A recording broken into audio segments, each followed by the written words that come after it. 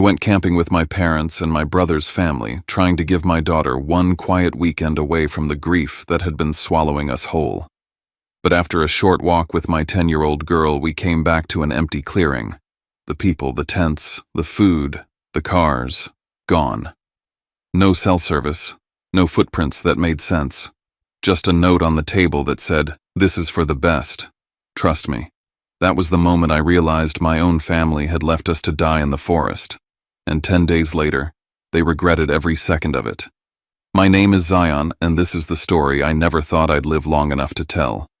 Before I share my story, I want to know you are here with me. Just say "listening" in the comments or let me know where you are. I love hearing how far my story can reach.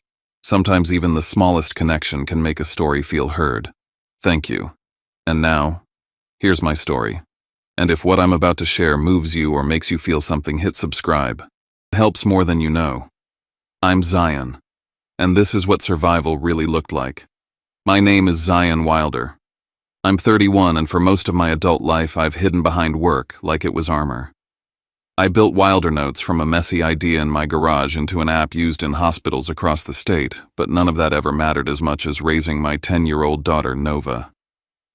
6 months ago, when my wife Maya died, the world turned flat. Not dark, not dramatic, just empty, like someone had scraped all the color out of it. Nova was the only thing keeping me from collapsing into that hollow space. She didn't cry much, not in front of me anyway, but every now and then I'd catch her staring at the spot on the couch where Maya used to sit as if she could still see her. My family noticed I wasn't pulling myself together the way they thought a man should. Victor. My father liked to pretend he understood grief, even though he never stayed long enough in anyone's life to witness it. Sylvia, my stepmother, was polite in a way that felt like she was always editing herself. And Lennox, my half-brother, carried that permanent sense of superiority he'd perfected since childhood. Harlow, his wife, was the kind of person who smiled with her teeth, but never with her eyes. I'd spent years trying to pretend we were a normal family, but the truth was simpler. I'd always been the one standing slightly outside the frame. So when they suggested a family camping trip at Bridger Teton National Forest, my first instinct was to say no. I told Victor it wasn't a good time, that Nova had school projects, that I had deadlines. He cut me off with, "You need to open up again, son." Sylvia followed with Nova, "We'll love the fresh air." They made it sound like a rescue mission. Maybe it was. Maybe it wasn't. But Nova's face lit up when she overheard, and that was enough to make me agree despite the knot tightening in my chest. The days leading up to the trip were a blur of packing and second-guessing. Nova kept bringing me little things she wanted: to take her sketchbook, a flashlight shaped like a fox, the photo of Maya she kept in her drawer. I slipped my own photo of Maya into my backpack when Nova wasn't looking. As I zipped up the bag, a strange feeling tightened across my ribs. Something about this trip felt off. A rhythm slightly out of sync. I ignored it, told myself I was projecting, told myself grief had rewired my instincts. But then an email arrived from Wilder Notes' internal security system. "Your access permissions have been modified." No explanation, no context. I checked again, refreshed the page, but the alert disappeared as if nothing had happened. I assumed it was a software glitch. Those happened sometimes after updates, but part of me froze, a quiet, cold awareness sliding down my spine. I shut my laptop and refused to think about it again. The morning we left, I loaded Nova into the SUV and looked back at the house, our house. But it suddenly felt like I was stepping out of one world and into another. I kept telling myself it was just a family trip, a weekend meant to help me breathe again. But as our tires left the asphalt and rolled toward the forest, I couldn't shake the feeling that I was carrying more than bags and firewood with me. I was carrying unspoken tensions, old wounds, and a suspicion I couldn't name. I didn't know that I was walking straight into the moment my life would split cleanly into a before and an after. Bridger Teton opened in front of us like a painting, lakes smooth as glass, peaks still dusted with late snow, and tall pines swaying as if greeting us. Nova was out of the car before I even turned off the engine, running toward the clearing with a brightness I hadn't seen in months. Her laugh echoed into the trees, and for a moment, just a moment, I let myself relax. Everyone acted warmer than I expected. Victor clapped me on the back as if we weren't still carrying decades of unresolved tension. Sylvia unpacked food with a serene smile. Lennox joked with Nova, lifting her onto his shoulders. Even Harlow seemed easier, making small talk while untangling rope for the tarps. It almost looked like a family I recognized, one I used to imagine we could be. But little cracks formed the longer I observed them. When I asked Lennox how his company was doing, he avoided eye contact and changed the subject. Sylvia leaned close to Victor, whispering sharply until they noticed I was near, then abruptly stopped. I tried to focus on teaching Nova how to build a small fire pit. Yet every time I glanced over my shoulder, I caught Lennox watching me, not with brotherly affection, but with a calculating expression, like he was assessing something he wasn't ready to say. At dinner, they talked about moving forward, new beginnings, clean slates. I nodded along, assuming they were trying to encourage me, but the tone was strange too, rehearsed, too final. Like they were preparing themselves for an ending that hadn't been spoken aloud. After we finished eating Nova, and Max chased fireflies while the adults lingered around the fire. That was when Harlow leaned toward me, her voice soft but sharp around the edges. "At least you won't have to carry everything alone forever," she murmured. There was something in her tone, certainty, maybe pity, maybe something else entirely, that made my skin tighten. I asked her what she meant, but she just smiled and stood up as if she hadn't said anything unusual at all. I tried to shake it off and focus on Nova. She was standing by the fire, roasting a marshmallow with both hands, squinting in concentration. Seeing her like that, healthy, alive, hopeful, punched a hole through the grayness that had swallowed me since Maya died. I remembered nights when the three of us sat by the fireplace at home, and for a second I felt like I could breathe again. Later in our tent, Nova fell asleep almost instantly, curled against my side. I listened to her soft breathing, the steady hush of wind brushing against the canvas, and a fragile peace settled over me. Maybe I had judged my family too harshly. Maybe they were trying in their own imperfect way. But that thought faded the moment I stepped outside to get water. The forest was quiet, too quiet, and the moonlight revealed a trail of footprints leading toward the northern woods. They were deeper, larger, and angled in a direction none of us had walked. When I pointed them out the next morning, Lennox brushed it off, saying a ranger probably passed through. His tone was tight, his jaw clenched, and something in me snapped into alertness. I didn't know it then, but those footprints were the first sign that the weekend wasn't what they said it was.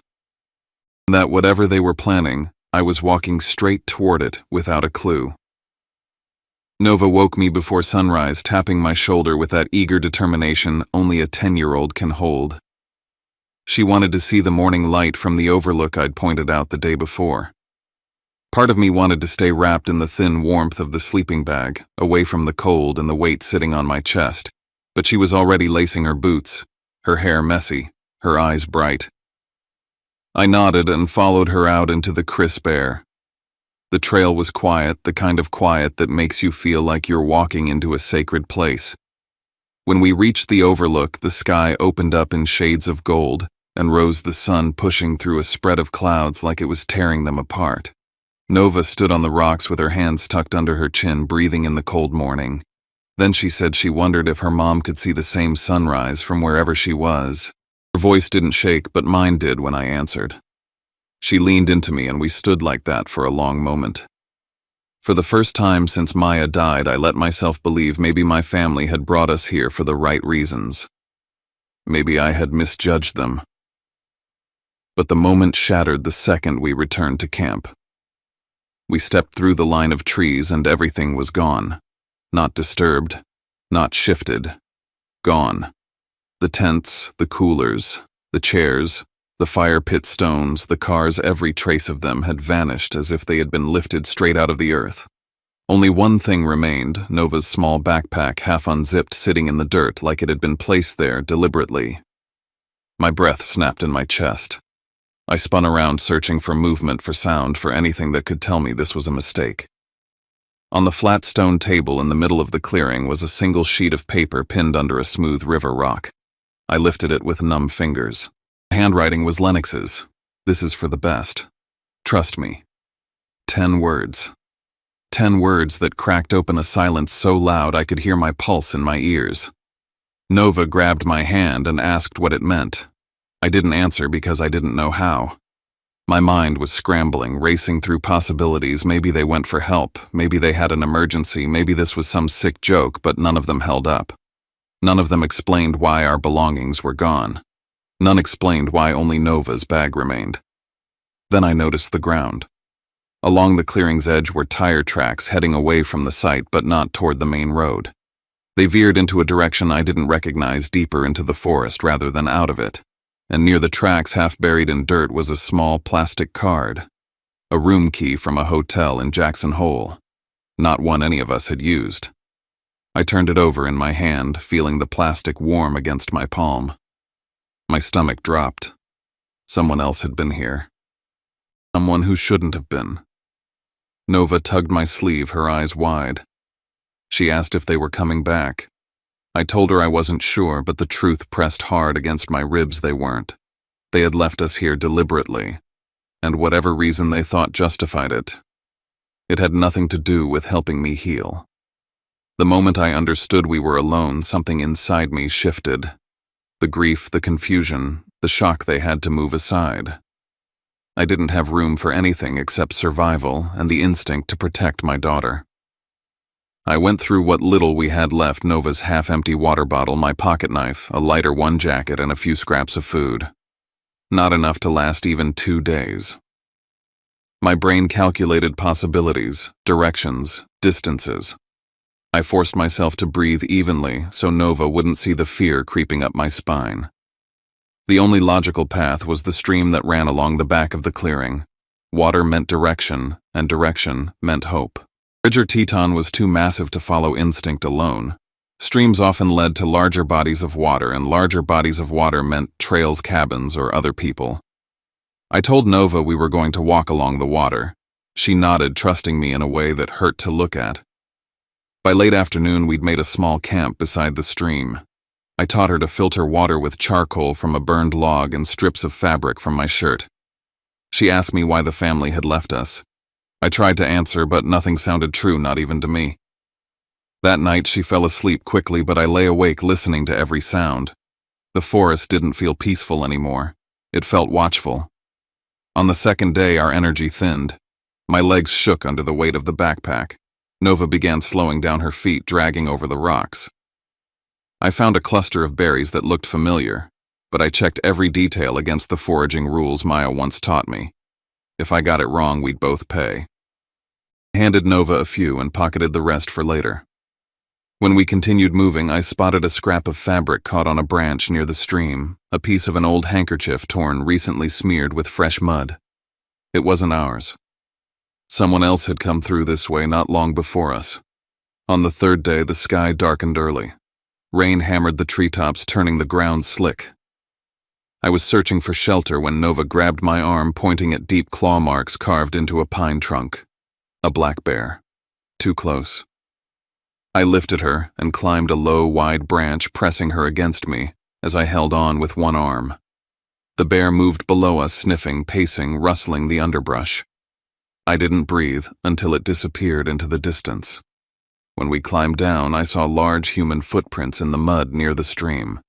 They weren't aligned with the tire tracks from the campsite. They were headed in the opposite direction. It made no sense unless someone else had been traveling the forest with purpose. On the fourth day, Nova woke shivering. Her skin flushed, her eyes glassy. Fever. We had no medicine. I searched desperately for willow bark, breaking off strips and boiling them in a tin cup I'd found near the stream. I gave her sips, praying it would help. Every minute that passed made the panic claw deeper into my ribs, but I kept my face calm. She needed steady, not scared. On the fifth day, we stumbled upon a ranger cabin tucked between dense pines.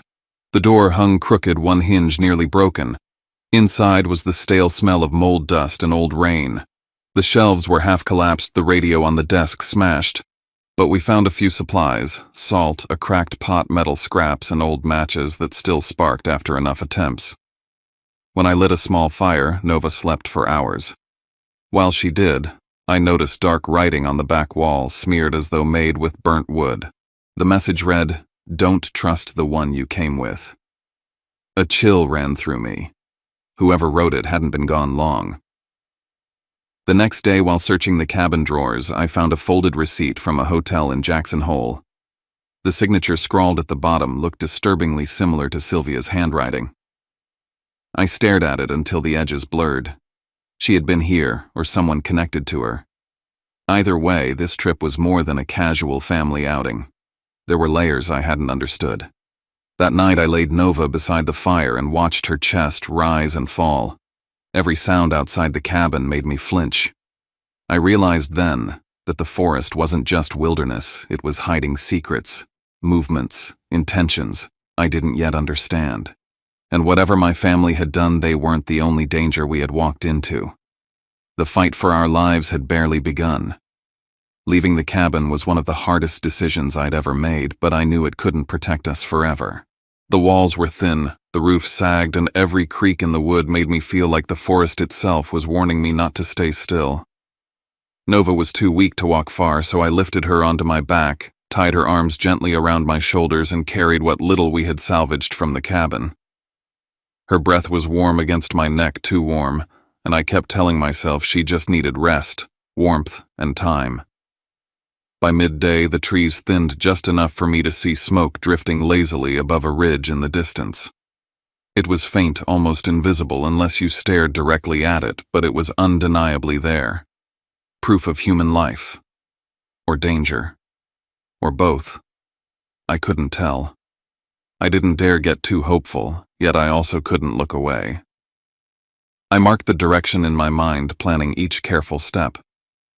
Nova, half awake, gathered a few smooth stones and arranged them into a simple arrow on the ground when we paused to rest. She said she didn't want us to lose our way if we had to turn back. Her determination broke me open and kept me moving at the same time. We continued through a maze of pines until I spotted a bright red strap under a fallen log. I kicked aside the branches and uncovered a first aid kit, the kind issued in high-end outdoor packs. It was almost untouched. Inside were bandages, antibiotics, and supplies that could save a life.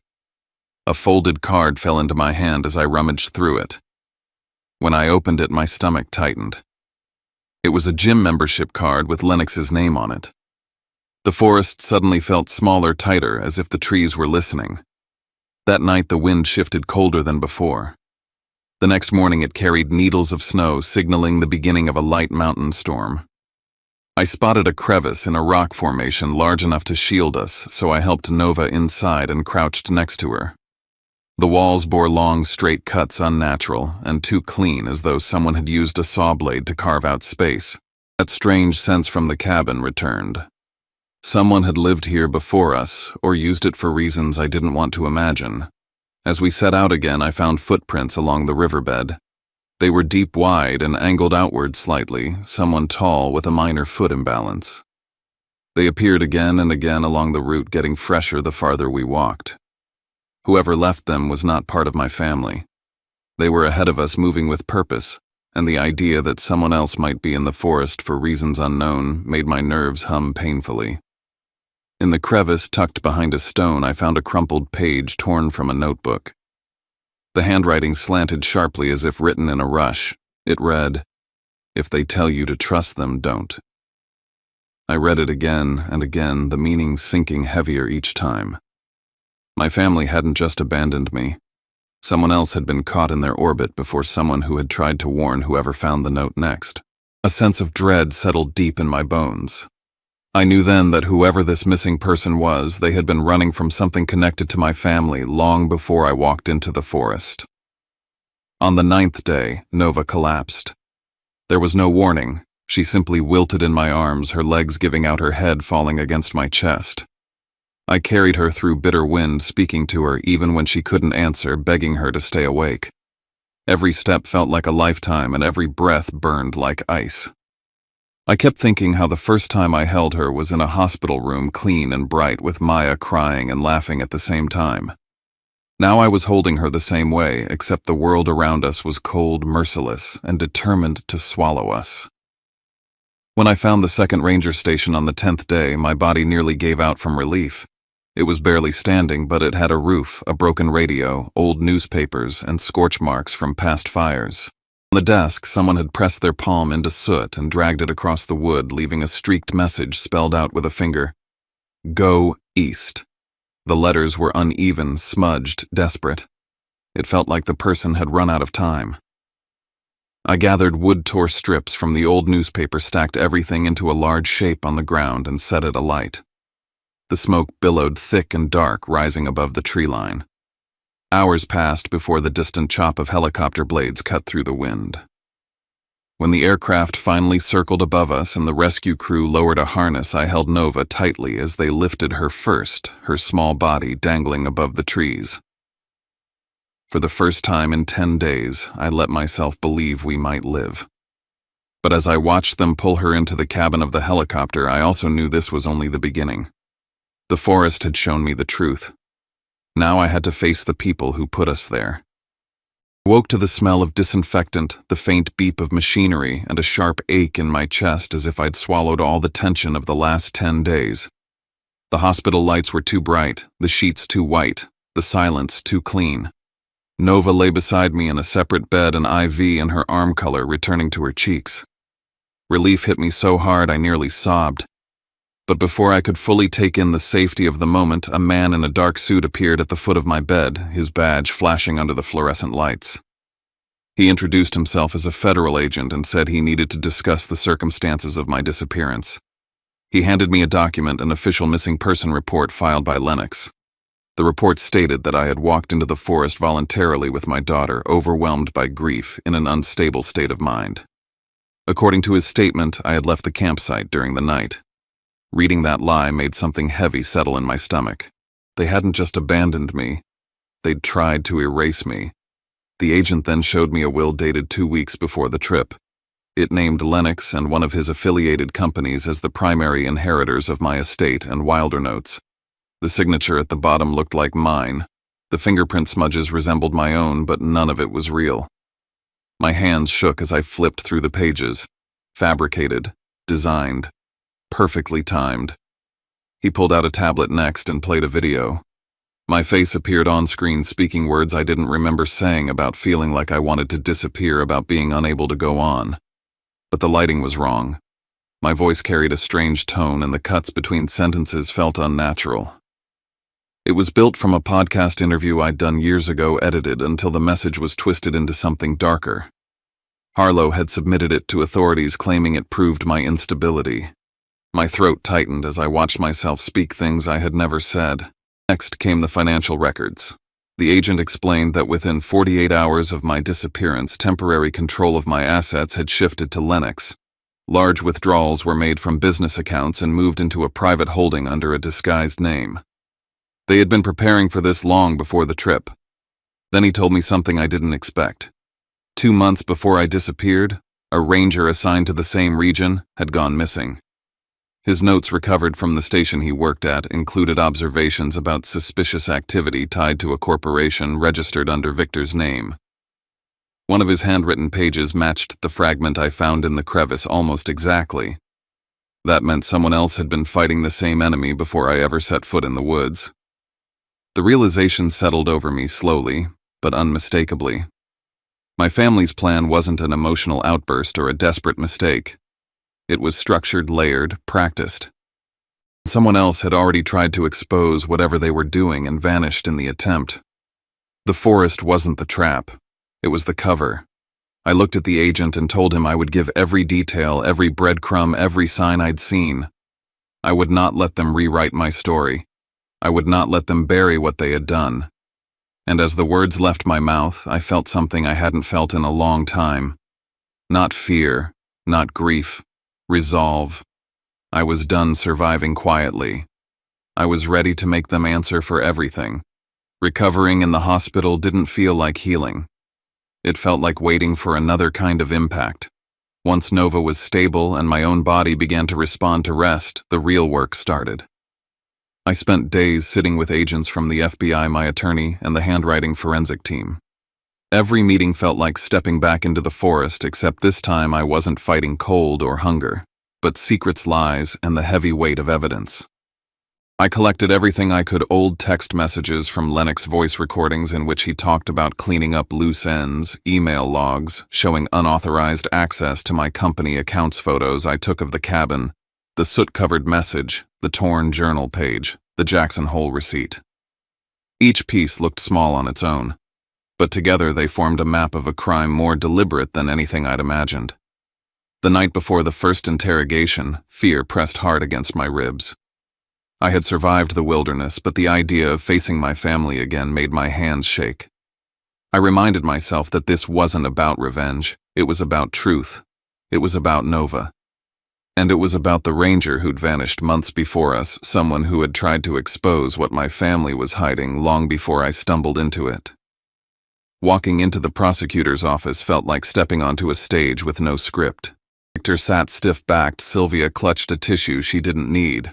Lennox leaned back like he owned the room, and Harlow crossed her arms, watching me with a smirk she didn't bother hiding. None of them looked sorry. They looked annoyed, inconvenienced, like I was a problem that had come back from the dead. We began with the evidence, and the first strike landed quickly. I placed the Jackson Hole hotel receipt on the table, Sylvia's looping signature at the bottom. The prosecutor spelled out clearly that the receipt was dated the morning they abandoned us. Sylvia's face drained of color, her hand trembling as she tried to swallow. For the first time, I saw fear flicker through her composure. Then came the video. A digital forensic expert explained how the clip submitted by Harlow had been altered using AI tools to make it appear I was speaking about wanting to vanish. As he walked the room through the manipulated frames showing the mismatched lighting and irregular audio frequencies, Harlow's confidence cracked. Her jaw clenched. Her fingers shook, and she looked away when the prosecutor asked her to explain why she'd submitted doctored evidence under oath. Next were the bank statements. The prosecutor slid them across the table toward Lennox, the numbers printed in stark black showing exactly when and how he withdrew over $200,000 immediately after my disappearance. His excuses fell apart the more he spoke. He stuttered, contradicted himself, and finally went silent when the prosecutor asked why he moved the money into a hidden account only days after filing my missing person report. Then the FBI presented the most devastating piece: the torn journal pages recovered from the rocky crevice. The handwriting expert confirmed with high probability that they belonged to the missing ranger Jared Miles. The notes described his investigation into Victor's business operations and suspicious activity in Bridger Teton. The room shifted. Even Harlow stopped breathing for a moment. The words made it clear Jared had discovered something dangerous, something he believed involved my family, something he didn't live long enough to reveal in full. Victor tried to speak, then shifting blame to Lennox, claiming that grief over Maya had made me unstable, that he had only tried to intervene before tragedy happened. I met his eyes and felt something inside me steady. I told him plainly, "You didn't save me. You planned for me not to return." The silence that followed was sharp, and that was when Sylvia finally broke. She began crying real tears this time and confessed she had known about the plan to leave us in the forest. She claimed she didn't realize how long we would be out there. She said Victor promised everything would be handled cleanly, that someone else had already taken care of things before. I knew she was talking about Jared, even if she didn't say the name. By the end of the session, the air felt heavy with things that could no longer be denied. When the prosecutor finally stood and announced that the evidence was sufficient to pursue criminal charges against all four of them, I felt the floor shift beneath me, not with victory, but with a kind of exhausted relief. As I left the room, I understood this wasn't the end. It was the moment before the storm broke open. The courthouse felt colder than the forest ever had. As I stepped into the courtroom for the first day of the trial, I felt the weight of every moment that led me here. Nova hugged me before I walked in, whispering that she'd be okay waiting in the hallway. I carried her voice with me as I faced the room where my family's fate and the truth would finally be decided. The jury sat with measured expressions, the judge watched with a keen, steady gaze, and the prosecutors arranged their files with a precision that felt almost surgical. When they began presenting their case, they delivered it like a story that had been waiting too long to be told: the forged will with my forged signature, the altered video, the unauthorized financial transfers, the Jackson Hole receipt, the torn pages from Jared's journal. They didn't portray my family as desperate or misguided. They portrayed them as architects of a layered plan built on lies, fraud, and deliberate abandonment. Then something unexpected happened. A new witness took the stand, the manager of the Jackson Hole Hotel. He testified that Victor had rented 2 rooms the morning after the supposed family trip began and had paid extra to ensure none of the staff logged who checked in. Hearing that stripped away any remaining doubt. Victor had left the campsite intentionally. He had separated himself from us long before the morning they abandoned me and Nova. The next blow came from the GPS logs of Victor's SUV. The FBI presented the data showing the vehicle leaving the forest along a rarely used service path, intentionally avoiding main roads and traffic cameras. This confirmed that they hadn't left by accident or in a panic. They'd executed a planned departure designed to leave no trace. When the prosecutors shifted to Jared Miles, the courtroom shifted with them. Jared had been investigating suspicious shipments tied to Victor's company before he disappeared. His notes mentioned feeling watched, pressured, and threatened. He vanished just weeks after documenting these concerns. The jury leaned forward. Everyone understood the implication, even if no one said it aloud. This wasn't the first time someone got too close to the truth. When it was my turn to speak, I wasn't angry. I wasn't trembling. I told the court what happened, not as a man seeking revenge, but as a father who carried his unconscious daughter through snow and darkness, because the people who should have cared the most chose to leave us behind. I spoke of the cabin, the soot-written message telling us to go east the days Nova drifted in and out of consciousness the moment I realized I might have to bury her in the forest if help didn't come. I told them I felt like I had died twice, once when Maya left me, and once when my family walked away without a backward glance. The judge instructed the jury, and after days of testimony and hours of deliberation, the verdicts were read. Lennox guilty on charges of attempted murder, fraud, endangerment of a minor, and falsifying legal documents, 18 years. Harlow guilty of submitting doctored evidence and aiding the cover-up, 10 years. Victor guilty of conspiracy, financial manipulation, and orchestrating the abandonment, 15 years. Sylvia guilty of participation, but granted reduced sentencing due to cooperation, 6 years of supervised release. There was no applause, no celebration, just a quiet shifting of air as if the room itself exhaled. When I walked out of the courtroom, Nova ran into my arms. She whispered, "We don't need them anymore." And for the first time, I believed it. We moved to Helena, Montana a month later, settling into a small house near the mountains. Nova took up drawing, filling page after page with scenes of trees, rivers, and a man carrying a child through the dark. I started writing a book after the clearing, to tell the story the way it deserved to be told. I ended it with one truth I had learned the hard way. I wasn't the missing man they tried to erase. I was the survivor they never expected to face again. And sometimes losing your family is the first step toward finally finding yourself. After the trial ended and the noise around my story began to fade, I found myself standing on the porch of our small Helena home, watching the evening settle over the mountains. The quiet felt different now, no longer threatening, no longer a reminder of the forest that almost became our grave. This quiet felt earned. It felt like the kind that comes after surviving something no one should have to survive. I often think about the moment the helicopter lifted Nova out of those trees, how her small hand reached for me even when she was barely conscious. That image stayed with me through every courtroom hearing, every testimony, every piece of evidence that cut deeper than any wound I suffered out there. And now, when I look at her painting by the window, humming to herself, I realize we didn't just escape the forest, we escaped a life that was never meant for us. Sometimes people ask me if I miss my family. The truth is complicated. I miss the idea of them, the version I held on to for so long, believing they would someday care the way families are supposed to. But the reality nearly killed us. Letting go wasn't a choice. It was a survival instinct. And in that letting go, I discovered something unexpected.